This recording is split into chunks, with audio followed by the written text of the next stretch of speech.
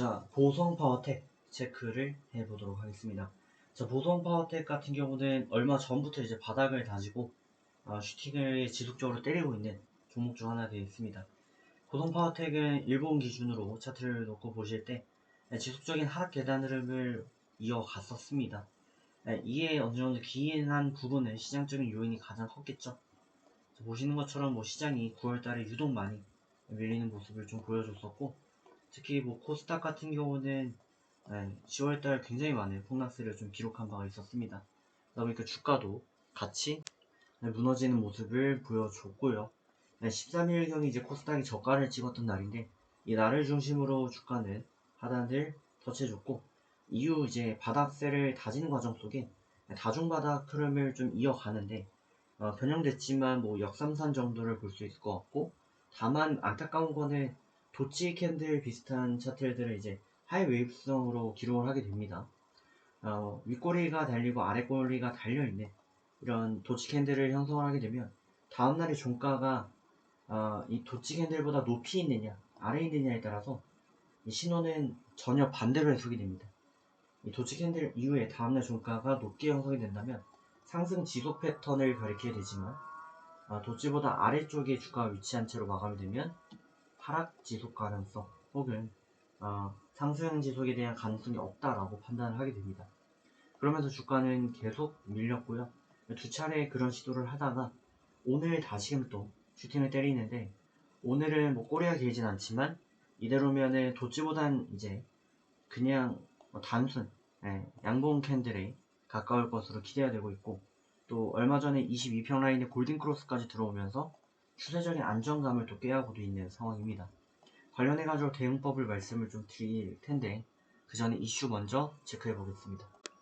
자, 종목명 보성 파워텍 되겠습니다. 시가총액이 2189억대를 기록 중인 기업입니다. 자, 육상 금속 골조 구조재 제조 사업을 영위 중인 기업이고, 철 구조물 관련 사업을 영위 중입니다. 대표적인 게 철탑 같은 게 있죠. 강관 전주, 또 지중선자재 이런 게 해당이 됩니다.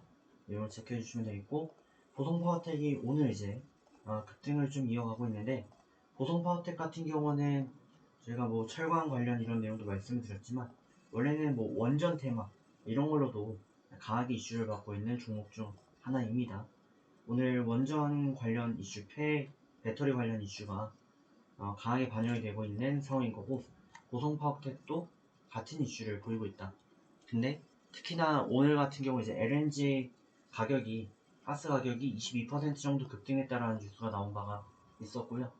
또 배터리를 만듦에 있어서 리튬이 부족하다라고 하는 이슈가 있었습니다. 즉, 리튬이 부족하면은 폐배터리 관련 종목들이 오르는 이슈가 발생을 할 수가 있을 것이고, 또 LNG 가격이 급등했다라고 하는 가격 이슈가 나오면 원전 관련 이슈 등 대체 가능 제품들에 대한 주가 상승세가 이어질 수 있는 그런 상황인 것이죠. 그러다 보니까 보성 파워텍도 영향을 받았지만, 현재 주가를 봤을 때는 그 영향성이 그렇게 큰 것으로 보여지지 않습니다. 자, 주요한 건 이제 대응 방법입니다. 추세적으로 봤을 때는 10분봉 11선에 대한 지지가 워낙 강력했습니다. 그래서 라인 이탈 마감 시 매도 추천을 드리는 게 맞지만, 지금 이미 저희가 보고 있는 시각 기준으로는 이탈 마감이 나왔고요. 주가도 밀리고 있는 그런 상황 속에 있습니다. 이렇게 되면 오늘의 단기 추세는 이미 끝났다 라고 보는 게 맞을 것 같고, 그렇다면 기존에 가지고 가고 있던 단중리 추세대로 대응을 해 주시는 게 좀 더 유용한 상황이 되겠습니다. 그래서 일본 기준 22평 라인에 대한 지지 흐름이 지금 이어지고 있죠.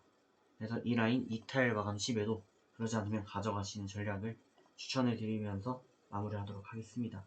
22평 노란 라인 대응해 주시고요. 이탈 마감 시 매도입니다. 자, 그럼 다음에 뵙겠습니다.